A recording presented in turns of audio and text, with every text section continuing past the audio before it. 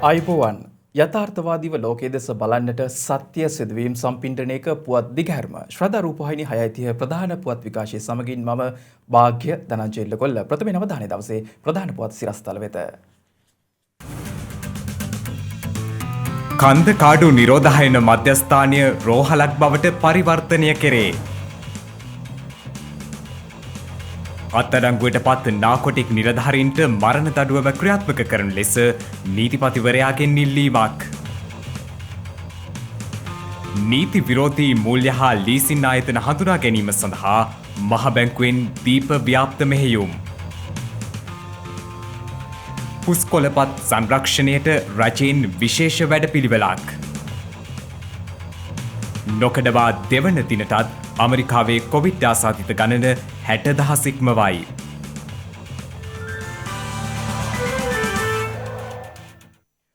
කන්දකාඩු මද්‍රව්‍යවලට ඇබැයි වූවන් පුනරුත්ථාපන මධ්‍යස්ථානයෙන් Covid ආසාදිතයන් 283 දෙනෙකු අද දිනේ හඳුනාගෙන තිබෙනවා.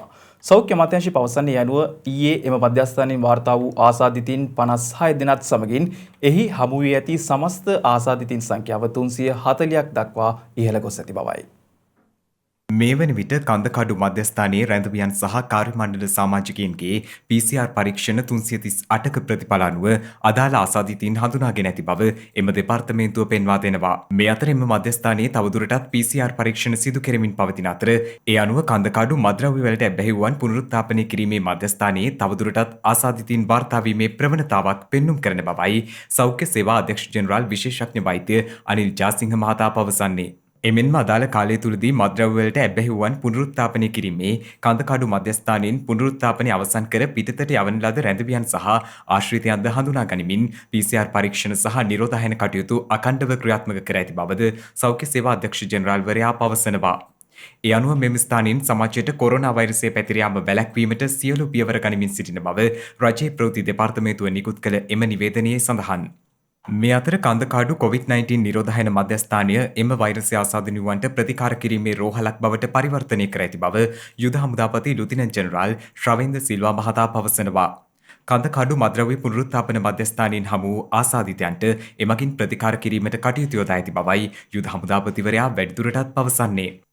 මේ අතර කන්දකාඩු පුනරුත්ථාපන මධ්‍යස්ථානයේ පුනරුත්ථාපනය වන පිරිසා වැලිකඩ බන්ධනාගාරයේ රැඳවියෙකුට කොරෝනා වෛරසය ආසාදිත බවට තහවුරු වීමත් සමග ඔවුන් සමග සම්බන්ධතා පැවැත් වූ අම්බලන්තොට ප්‍රදේශයේ පවුල් 3ක සමාජිකයින් 15 දෙනෙකු හා අඟුණුකොළ පැලැස්ස බන්ධනාගාරයේ නිලධාරීන් හා රැඳවියන් 22 දෙනෙකු නිරෝධායනයට ලක් කර බව අම්බලන්තොට සෞඛ්‍ය වෛද්‍ය නිලධාරී කාර්යාලය පවසනවා. මෙලෙස නිරෝධායනයට ලක් කෙරුණේ කන්දකාඩු පුනරුත්ථාපන මධ්‍යස්ථානයේ පුනරුත්ථාපනය වන පුද්ගලයන් බැලීමට ගිය ඔවුන්ගේ පවුල්වල සමාජිකයින් බව අම්බලන්තොට සෞඛ්‍ය වෛද්‍ය නිලධාරී UP මාලක මහතා පවසනවා. ඔවුන් අම්බලන්තොට සෞඛ්‍ය වෛද්‍ය නිලධාරී කොට්ටාශයේ රිදියගම මල්පෙත්තාව හා කිවුල ප්‍රදේශයේ පදිංචිකරුවන්. වසංගත රෝග විද්‍යායකගේ විසින් නිකුත් කළ දත් අනුව මේ වන විට COVID-19 වෛරසය ආසාදනය වී සුවය ලැබූ පුද්ගලයන් සංඛ්‍යාව 1980ක් දක්වා ඉහළ ගොස් තිබෙනවා. එමෙන්ම වෛරසය ආසාදනය වූවන් 446 දෙනෙකු දිවයිනේ රෝහල් කිහිපයක ප්‍රතිකාර ලබන අතර මේ දක්වා මෙරටින් වාර්තා වන මරණ සංඛ්‍යාව 11ක්. කන්දකාඩු නිරෝධායන මධ්‍යස්ථානය තුළ කොවිඩ් වෛරසයේ පැතිර යාම වැළැක්වීම සඳහා ගත හැකි සියලු ක්‍රියාමාර්ග ගනිමින් සිටින බව යුද හමුදාපති ලුතිනන්ට් ජෙනරාල් ශවේන්ද්‍ර සිල්වා මහතා පවසනවා. මේ ලැබුණු ප්‍රතිඵලවලට හා සංසන්දනය කරලා බලුවම බොහෝ දුරට මීට වැඩි ප්‍රමාණයක් කොවිඩ් ආසාදනය වීමට හැකියාව තිබෙනවා. ඒ ප්‍රතිඵල බොහෝ දුරට අද සන්ධ්‍යා භාගයේත් හෙට දිනේත් ලැබෙයි කියලා අපි බලාපොරොත්තු වෙමින් සිටිනවා. කෙසේ හෝ මෙම මධ්‍යස්ථාන දෙක තුල ඇතිවන මේ තත්ත්වය පවත්වාගෙන යාමට කළ යුතු සියලුම ක්‍රියාමාර්ග මේ වන විටත් අපි අරන් තිබෙනවා. විශේෂයෙන්ම මෙම මධ්‍යස්ථාන දෙක තුල කාර්ය මණ්ඩලයේ රාජකාරී කරන කිහිප දෙනෙකු මේ වන විට නිමාඩු ගොස් උන්ගේ බහුතරයක් මේ වන විටත් අපි නැවතත් මෙම පුනරුත්ථාපන මධ්‍යස්ථාන දෙක දක්වා රැගෙන ඇවිත් තිබෙනවා. තාමත් සුළු සංඛ්‍යාවක් අද දිනේදී වාර්තා කිරීමට නියමිතව තිබෙනවා. මේ අයවලුන්ගේ පවුල්වලටත් අපි විශේෂයෙන්ම දැනුම් දීලා තිනවා නිරෝධායන වෙන්නට කියලා. අද දිනේ කොවිඩ් ආසාදිතයන්ගේ සංඛ්‍යාව ප්‍රකාශ කිරීමත් සමගම ඒත් එක්කම සමහර ගම්මාන හුදකලා කරා කියන යටතමුත් ඒත් එක්ක සමහර නගරවලින් කොවිඩ් ආසාදිතයන් සොයාගත් බවටත් මේ ආකාරයෙන් විවිධ කටකතා පැතිරමින් පවතිනවා. අපි යම්කිසි මේ ආකාරයේ තත්ත්වයක් තිබෙනවා නම් අනිවාර්යයෙන්ම මේ බව රටට මෙතෙක්කල් හෙළි කළපු ආකාරයට නිවේදනය කිරීමට අපි අනිවාර්යයෙන්ම කටයුතු කරනවා. මේ දක්වා සමාජයට යෑම වැළැක්වීම සඳහා ගත යුතු සියලුම ක්‍රියාමාර්ග රැගෙන තිබෙනවා. මන්ද කොවිඩ් ආසාදිතයන් විශේෂයෙන්ම මෙම පුනරුත්ථාපන මධ්‍යස්ථානයේ පුනරුත්ථාපන වෙන අයලුන් කිසිවකු උත්ථාපන කඳුරු වලින් පිටතට ඒමට කිසිදු හැකියාවක් නැහැ. නමුත් මේ කාර්ය මණ්ඩලවල යම්කිසි සුළු පිරිසක් විවිධ ප්‍රදේශවලට නිවාඩු ගොස් තිබුණා. මේ අයලුන් බහුතරයක් මේ වන විටත් නැවත කඳුරු වලට පැමිණ තිබෙනවා. ඊටු සුළු පිරිස අද දවස පුරාවට ඔවුන් කඳුරු වෙත රැගෙන ඒමට කටයුතු සම්පාදනය කරලා තිබෙනවා. පොලිස් මද්‍රව්‍ය නාශක කාර්යාංශයේ නඩු භාණ්ඩ ගබඩාවේ ඉතිරිව ඇති මද්‍රව්‍ය වැඩිදුර විමර්ශනය සඳහා අද රජයේ රස පරීක්ෂක දෙපාර්තමේන්තුව වෙත රැගෙන ගියා. පොලිස් මද්‍රව්‍ය නාශක කාර්යාංශයේ නිලධාරීන්ට මද්‍රව්‍ය ජාවාරම සම්බන්ධයෙන් චෝදනා එල්ලීමත් සමග එහි නඩු භාණ්ඩ ගබඩාවට පසුගියදා මුද්‍රා තැබුණා. පසුව එය ඊයේ දිනේ රජයේ රස පරීක්ෂක නිලධාරීන්ගේ පරීක්ෂාවට ලක් කෙරුණා. ඒ අනුව එහි තිබූ හෙරොයින් කිලෝග්‍රෑම් 600කට ආසන්න ප්‍රමාණයක් අද රජයේ රස පරීක්ෂක දෙපාර්තමේන්තුව වෙත රැගෙන එනු ලැබුවා.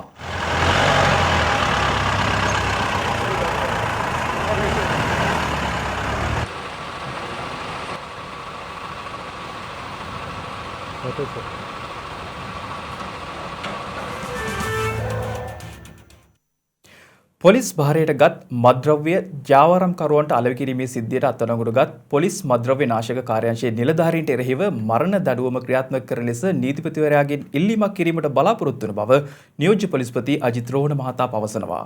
නියෝජ්‍ය පොලිස්පතිවරයා මේ අදහස් පළ කළේ පොලිස් මූලස්ථානයේ පැවති මාධ්‍ය හමුවකට එක්වෙමින්. දැන් මේ වන විට ඔබ දන්නවා මේ මද්‍රව්‍ය නාශක කාර්යාංශයේ සිද්ධිය සම්බන්ධයෙන් පොලිස් නිලධාරීන් 18 දෙනෙක් ඒ වගේම පිටස්තර පුද්ගලයන් 3 දෙනෙක් 21 දෙනෙක් අත්අඩංගුවටගෙන තිබෙනවා. මේ පොලිස් නිලධාරීන් 18 දෙනා අතර පොලිස් පරීක්ෂකවරු 2 දෙනෙක්, උප පොලිස් පරීක්ෂකවරු 30 දෙනෙක්, පොලිස් සැරයන්වරු 5 දෙනෙක් සහ පොලිස් කොස්තාපල්වරු 8 දෙනෙක් සිටිනවා. මේ අත්අඩංගුවටගත් පොලිස් නිලධාරීන් 18 දෙනාගෙන් 12 දෙනෙක් රක්ෂිත බන්ධනාගාරගත කර තිබෙනවා. තවත් 6 දෙනෙක් රැඳවුම් නියෝග මත රඳවා තබාගෙන ප්‍රශ්න කරනු ලබනවා. දැන් මේ පොලිසියේ නාකොටික් විශේෂයෙන්ම පොලිස් මද්‍රව්‍ය නාශක කාර්යාංශ නිලධාරීන් තම ජීවිත පරදුවට තබමින් අවුරුදු 20කට ආසන්න කාලයක් මේ රටේ මද්‍රව්‍ය ව්‍යාපාරය නවත්තන්න දිවිහිමියෙන් කැප කළා. නිලධාරීන් වෙඩි ප්‍රහාරවලට ලක් වුණා.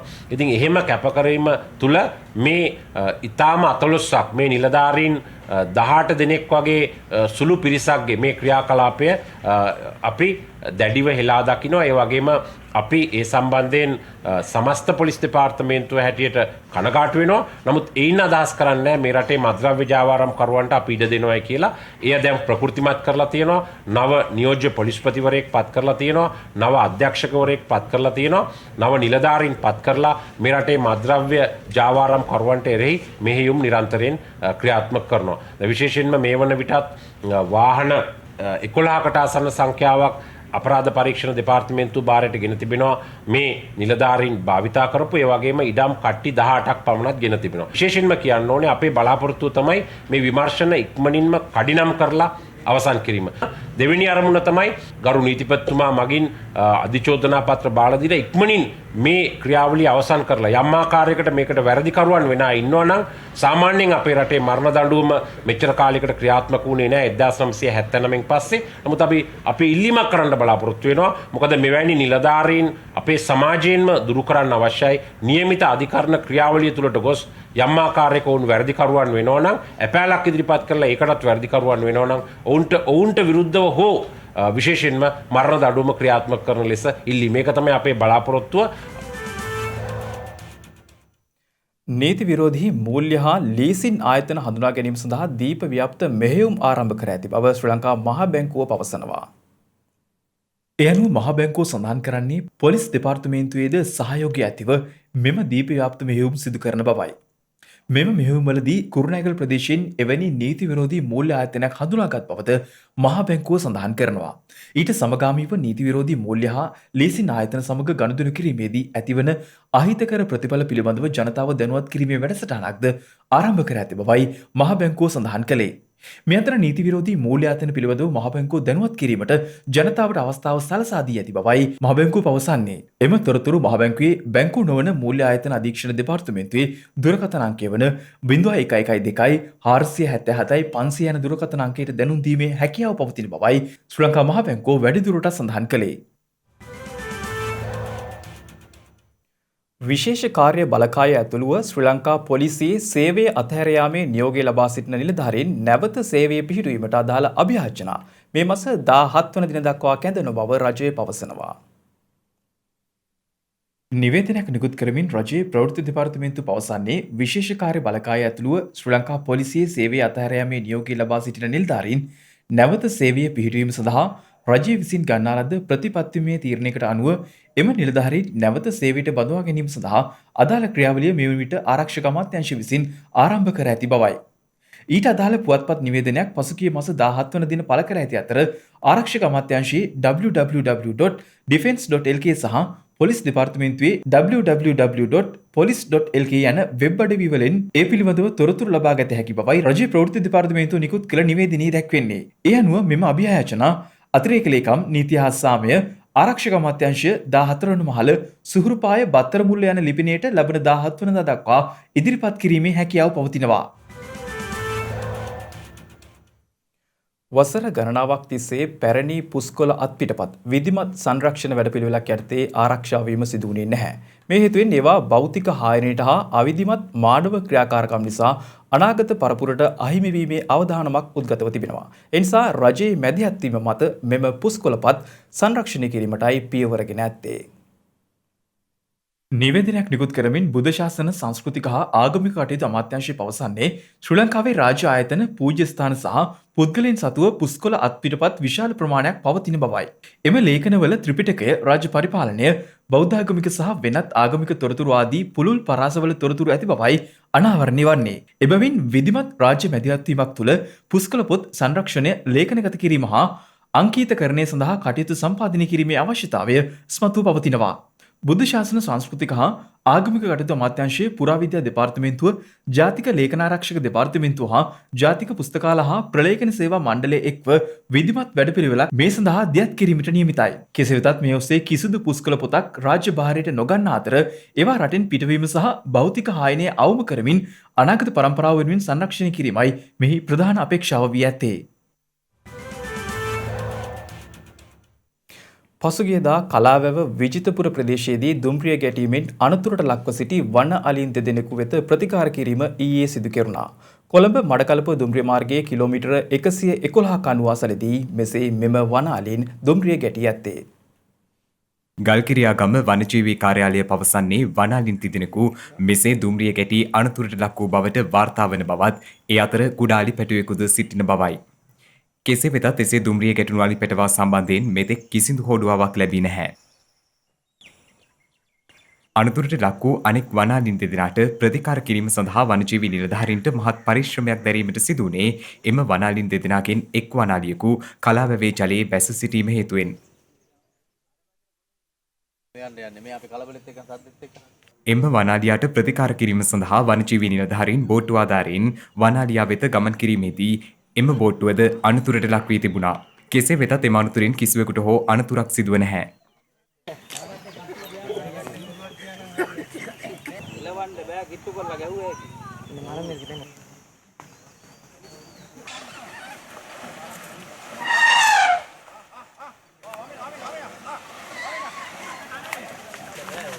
ඒ ළඟ ඉන්න බෑ. අනතුරටපත් අනෙක් වනාලියා කලාවැව රක්ෂිතය තුළ සිට හමු ඇති අතර මෙම වනාලින් දෙදෙනාගේම පසුපාද යුගල් සහ උකුල් ඇට මිදීමකට ලක්ව ඇති බවයි එම ප්‍රතිකාර කටයුතු සඳහා එක් වූ වනජීවී නිලධාරීන් සඳහන් කරන්නේ. එම වනාලින් දෙදෙනාට සිදු කරන ප්‍රතිකාර කටයුතු මේ වන විටත් ක්‍රියාත්මකයි.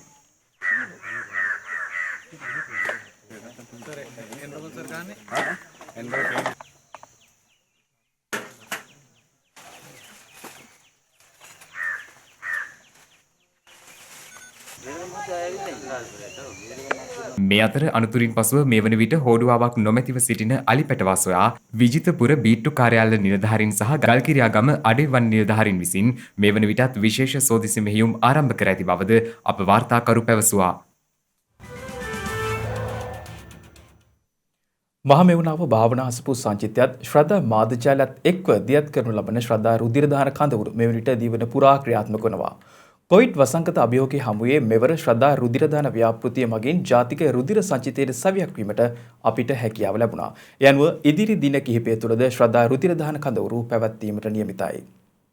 පසුගිය කාලවකවානුව තුළම ශ්‍රද්ධා රුධිර දාන කඳවුරු සාර්ථකව ක්‍රියාත්මක වූ අතර ඉදිරියටත් දිවයින පුරා ප්‍රදේශ මූලික කරගනිමින් ශ්‍රද්ධා රුධිර දාන කඳවුරු පැවැත්වෙනවා. අද දිනේදී ගම්පොළ කුරුඳුවත්ත බසාරෙහිදී කුරුඳුවත්ත ගඟිහෙළ කෝරළය ප්‍රාදේශීය සභා ශ්‍රවණාගාරයේදී ශ්‍රද්ධා රුධිර දාන කඳවුරු සාර්ථකව පැවැත්වුණා. එමෙන්ම ජූලි මාස 12 වනදා වස්කඩුව පනාපිටිය අගමැති මහවිදුහලේදී අම්පාර සියඹලාවැව අංක 9 ශ්‍රී වජිරාරාම විහාරස්ථානයේදී ශ්‍රද්ධා රුධිර දාන කඳවුරු පැවැත්වීමට නියමිතයි. එලෙසින්ම ඉදිරි දින කිහිපය පුරාද රුධිර දාන කඳවුරු පැවැත්වෙන අතර පවතින අසීරු තත්ත්වය මත ජාතික රුධිර සංචිතයට සවියක් විය යුතු මොහොතක ශ්‍රද්ධා රුධිර දාන කඳවුරු සමගින් ඔබටත් එක්වීමේ හැකියාව පවතිනවා. සිව් දෙසින් වාර්තා වූ පුවත් කිහිපයක් සමගින් දැන් සිව් දෙසින් පුවත්.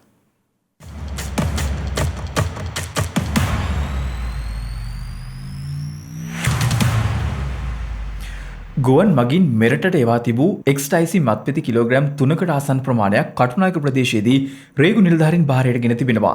ප්‍රංශයේ සිට කුරිය සේවාවක් මගින් මෙම මත්පෙති තොගේ එවා ඇති අතර ඒවා සම්බන්ධයෙන් සැකකරුවෙකුද අත්අඩංගුවට ගෙන ඇති බව සඳහන්. පෞද්ගලික කුරිය සමාගමක් කරා එවා තිබූ පාර්සලයක් පිළිබඳව පළ වූ සැකයක් මත රේගු නිලධාරීන් විසින් එය පරීක්ෂා කිරීමේදී එහි ව්‍යාජ පතුලක සංගවා තිබූ මෙම මත්පෙති තොගේ සොයාගෙන තිබෙනවා. මෙරට ඉතිහාසයේ පළමු වරට කැරට් 24 රන්පවුමක මිල රුපියල් ලක්ෂය සීමාව ඉක්මවා ගොස් තිබෙනවා. එමෙන්ම කැරට් 22 රන්පවුමක මිලද රුපියල් 93000 දක්වා ඉහළ ගොස් ඇති බවයි ජාතික මැණික් හා සරණාභරණ අධිකාරිය සඳහන් කළේ. එමෙන්ම එම අධිකාරිය සඳහන් කළේ කොරෝනා වසංගතයත් සමග රට තුළ රත්රන් ආනයනය කිරීමේ අපහසුතාව හේතුවෙන් මෙලෙස රන් මිල ඉහළ ගොස් ඇති බවයි.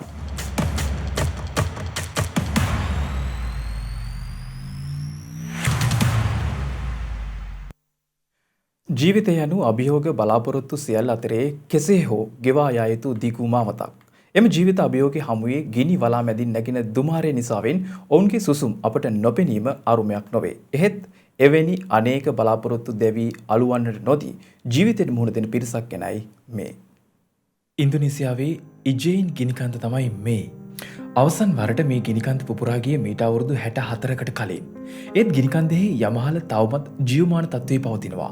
හැබැයි මේ ගිනිකන්ද ජීවිතය කරගත් මිනිස්සු පිරිසක් මේ ගිනිකන්දේ ඉන්නවා. විශ්වාස කරනවද මේ ජීවමාන තත්ත්වයේ තිබෙන යමහලේ මිනිසුන් කැනීම් කරනවා කියලා? සමහරු මේ මිනිසුන් හඳුන්වන්නේ ලෝකයේ දුෂ්කරම රැකියාව කරන පිරිස ලෙසයි. ඔවුන් රස්සාව කරන්න පටන් ගන්නේ රෑ 12න් පස්සේ. ඒකට හේතුව තමයි මේ ගිනිකන්දට යන්න ගොඩක් දුර තියෙන නිසා. මේක බිහිසුණු ගමනක්. යමාලෙන් නැගින ඝන දුමාර හේතුවෙන් අවට පරිසරයේම වැසී ගිහින්. හිසේ වැඳගත් ලාම්පු එකයි ඔවුන් ගිනිකන්ද තරණය කරන්න යන්නේ. ඒත් ඒ එළියෙන් පෙනෙන්නේ මීටරයටත් වඩා අඩු දුරක්. මුහුදු මට්ටමේ සිට මීටර 2600ක් පමණ ඉහළින් ආවාටේ දුමාරයේ ඝනත්වය දිගින් දිගටම වැඩි වෙනවා. මේ දුමාරෙන් ඇස් සහ පෙනාලු ආරක්ෂා කරගන්න නම් කැරලි කෝලාහලවලදී කඳුළු ගෑස් වලින් ආරක්ෂා වීම සඳහා පැළඳ සිටින ගෑස් වෙස්මුහුණු පළඳින්නම ඕන වෙනවා. ආවාටෙන් පහළට බසින තියෙන මාර්ගය ලිස්සනවා. අතිශය භයානකයි. මේ ගිනිකන්ද නිල් පැහැති ගිනි දුමාරෙන් පිරී තියෙන්නේ. ආවාටේ පහළ කොටසින් තමයි මේ මිනිස්සු ජීවත් වෙන්න සල්ලි හොයාගන්නේ. ආවාටේට පහළට බැසීමෙන් ඔවුන් Tamanගේ රාජකාරිය පටන් ගන්නවා. යකඩින් තැනූ දිගු ඉනිගෙන ආවාටේ කහ පැහැති පොළොව තලයත් එක්ක ඔවුන් හරියට පොර බදිනවා. ඔවුන් මේ හොයන්නේ මොනවද? ඔවුන් හොයන්නේ ඉජේන් ගිනිකන්ද ආවාටේ තිබෙන සල්ෆර්. ආවාටේ පහළ ජලයේ පිරි විලකින් වැසී තිබෙනවා. ඒ නිල් පැහැයක් ගන්න අතර එහි මතු පිටින් නිල් පැහැති දුම ගලා යනවා. මේ විල මීටර 200ක් පමණ ගැඹුරුයි. ඒකේ වතුර උණුසුම්. සල්ෆර් ඩයොක්සයිඩ් වැනි ගිනිකඳු වායුන් ජලයට දියවීම නිසා අධික ආම්ලික ගතියකින් යුක්තයි. සැරින් සැරේ හමන සුළඟ දුමාරයේ දිශාව වෙනස් කරනවා. එනිසා පතල් කම්කරුවන් ගිනිකඳු වායුවේ උණුසුම් වලාකුළු වලින් නිතරම වැසී යනවා. ඒ වෙලාවේදී මිනිසුන් කැස්ස පිට කරන්නේ වායුව නිසා ඇතිවන අපහසුතාවයෙන්. මේ දුමින් වායුවෙන් ආරක්ෂා වෙන්න ප්‍රමිතිගත ගෑස් වෙස්මුහුණු අවශ්‍ය වුණත් මේ කැනීම් කරන්නන් වෙස්මුහුණු පළඳින්නේ නැහැ. ඔවුන්ගෙන් වෙස්මුහුණු දමන්නේ නැතිද කියා ඇසූ විට වෙස්මුහුණක් නැතයි hina වෙමින් පවසනවා. මේ සිටින බොහෝ පතල් කම්කරුවන් ගෑස් වෙස්මුහුණු පළඳින්නේ නැහැ. කීප දෙනෙක් පමණක් ඔවුන්ගේ සෞඛ්‍ය ආරක්ෂාව කෙරෙහි යම් තරමක හෝ සැලකිල්ලක් දක්වමින් ගෑස් මුහුණු ආවරණ පළඳිනවා. අනිත් කම්කරුවන් තිබෙන පරණ රෙදි කඩමල්ලකින් නාය හා කට වටා බැඳගෙන වැඩ කරනවා. මේ විදිහට ඔවුන් එජෙන් ගිනිකන්දේ අවුරුදු ගණනාවක් කැනීම් කරනවා. හැම කම්කරුවෙක්ම සල්ෆර් යෆස් කැබලි කඩනවා. දිගු ලී දණ්ඩක ප්‍රතිවිරුද්ධ කෙළවරේ සවිකර ඇති කූඩවලට එම යෆස් දා ගන්නවා. ඔවුන් කූඩ දෙක ඇති අතර අධික බර සමබර කර ගැනීම කෙරෙහි දැඩි අවධානයක් යොමු කරනවා. මේක ඉතා වැදගත් වෙනවා. මොකද පතල් කම්කරුවන් විසින් ආවාටයේ පහළ සිට ආවාටයේ මුදුනට මේ සියල්ල රැගෙන යා යුතු බැවින් අවුරුදු ගණනාවක් දැන් මේ විදිහට මේ මිනිස්සු මේ බර කූඩ කරටගෙන යන නිසා ඔවුන්ගේ උරහිස් සදාකාලික පැල්මකින් හැඩ වෙලයි තියෙන්නේ. මුන් සාමාන්‍ය මිනිසෙකුගේ බරට සමාන සල්ෆර් පිරි යවස් දිනපතා රැගෙන යනවා. එයත් දවසකට දෙවතාවක්. පතල් කම්කරුවන්ට තම කූඩේද රැගෙන ආවාටේ ඉහළට යාමට සාමාන්‍යයෙන් පැය භාගයක් පමණ ගත වෙනවා. ආවාටේ මුදුනට ගිය පසු කම්කරුවන් සමහරක් දෙනා තම සල්ෆර් කැබලි තොගේ කුඩා කරත් එක පටවා ගන්නවා. ඒත් සමහරුන්ට කරත්ත නැහැ. ඔවුන් තමන්ගේ කූඩ කර මතින්ම බර මනින ස්ථානෙ වෙත රැගෙන යනවා. පතල් කම්කරුවන් පතල් රස්සාව මොවුන්ගේ ජීවිතය ආපස්සට කරගෙන්නේ නැහැ. මොවුන් ගෙවන්නේ අඳුරු පියකරු නිමේෂයන් පසුකොට ඉදිරියට යන පුදුමාකාර ධෛර්යවන්ත ජීවිතයක්.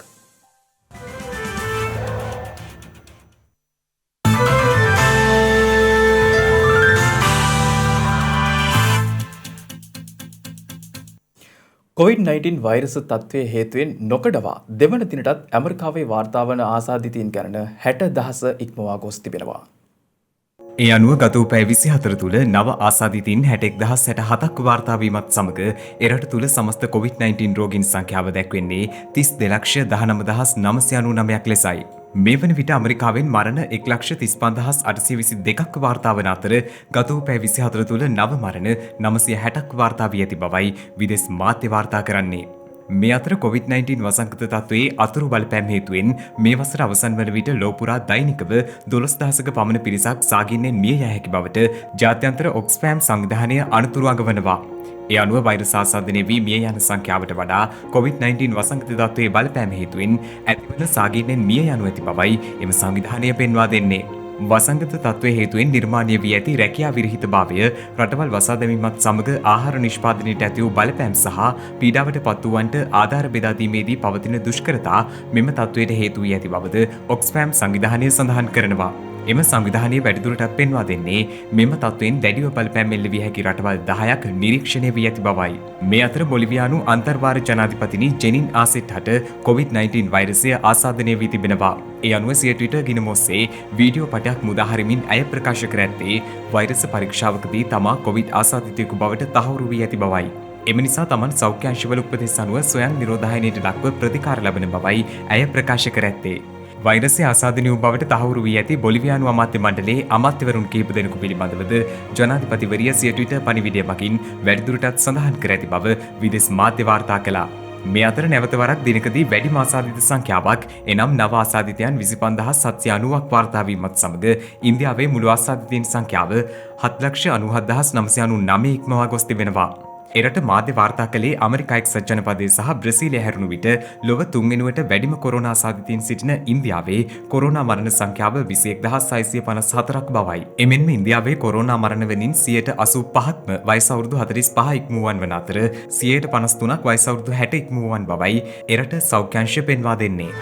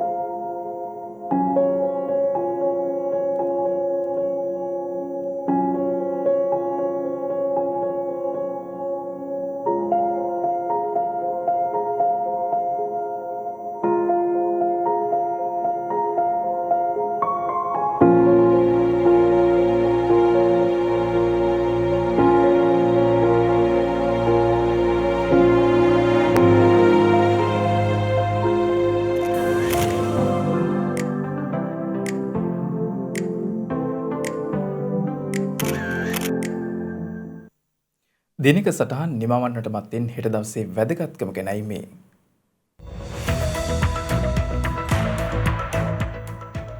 හෙට ජූලි මස 11 වනදා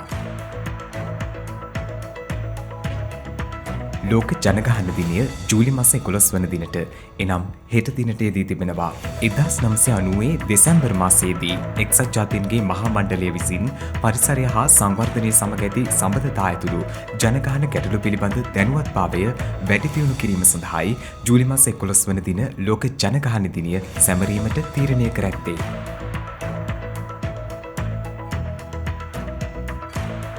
මෙරට ප්‍රසිද්ධ කවියෙකු මෙන්ම දේශපාලඥයෙකු සෝමවීර චන්ද්‍රසිරි මහතා අභාව ප්‍රාප්ත වී ඇත්තේ 1946 හෙටවැනි දිනකයි.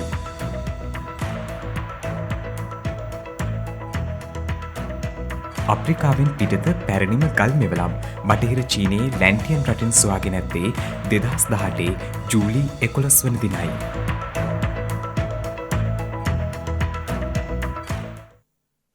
ඒත් සමගින් ශ්‍රද්ධා ප්‍රධාන පුවත් විකාශය නිමාවට පත්වෙනවා. හමුවෙමු හෙටත් සවස 6:30ට. තෙරුවන් සරණයි. නමෝ බුද්ධාය. මෙවැනි වැදගත් පුවත් නැරඹීම සඳහා ශ්‍රද්ධා TV News YouTube channel එක subscribe කර සීනුව සලකුණ වන්න.